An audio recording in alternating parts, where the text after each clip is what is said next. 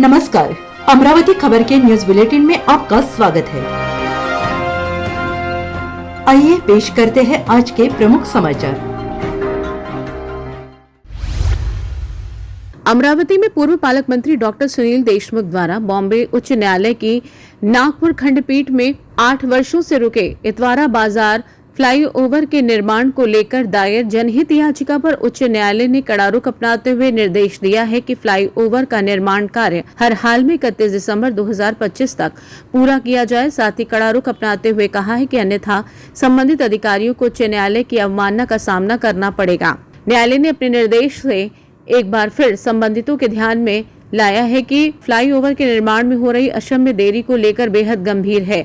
उल्लेखनीय है कि पूर्व पालक मंत्री डॉक्टर सुनील देशमुख द्वारा दायर की गई जनहित याचिका पर हाईकोर्ट के नागपुर खंडपीठ ने कड़ा रुख अपनाया है और महाराष्ट्र शासन के सार्वजनिक बांधकाम विभाग के प्रधान सचिव को 1 लाख रुपए का जुर्माना लगाते हुए हर महीने प्रतिज्ञा पत्र के द्वारा उड़ान पुल के निर्माण के संबंध में नियोजन और प्रगति की रिपोर्ट हाईकोर्ट के समक्ष पेश करने के निर्देश भी दिए थे। तदनुसार लोक निर्माण विभाग के मुख्य अभियंता अरुण गाडबैल द्वारा हाईकोर्ट के न्यायाधीश अनिल किलोर और न्यायाधीश अजीत काठेडकर की पीठ के समक्ष पहले महीने की निर्माण प्रगति रिपोर्ट प्रस्तुत की गई है।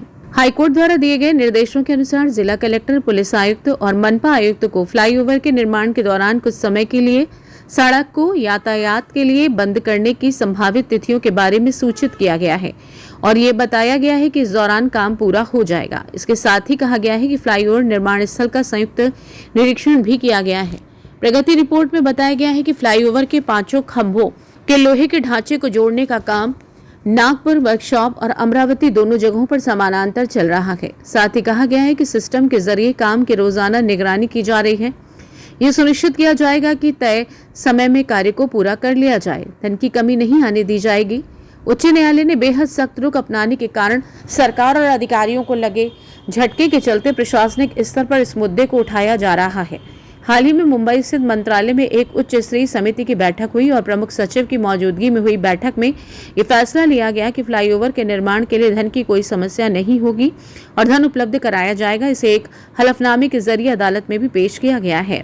जनप्रतिनिधियों का काम न होना सचमुच व्यवस्था के लिए शर्म की बात है। हालांकि इस जनहित याचिका की सुनवाई के दौरान हाईकोर्ट द्वारा अपनाए गए अत्यंत कड़े रुख और हर महीने हो रही समीक्षा के कारण इस फ्लाईओवर के काम में निश्चित रूप से गति आई है। ऐसे में अगर जनता द्वारा चुने गए लोगों को जो काम करना है वो जनता और उच्च न्यायालय को करना पड़े तो इस पर चिंतन करने की आवश्यकता है। इस अवसर पर डॉक्टर सुनील देशमुख ने मामले की गंभीरता को समझते हुए उच्च न्यायालय द्वारा अपनाए गए कड़े रुख के लिए अमरावती की समस्त जनता की ओर से हाईकोर्ट के प्रति आभार व्यक्त किया है।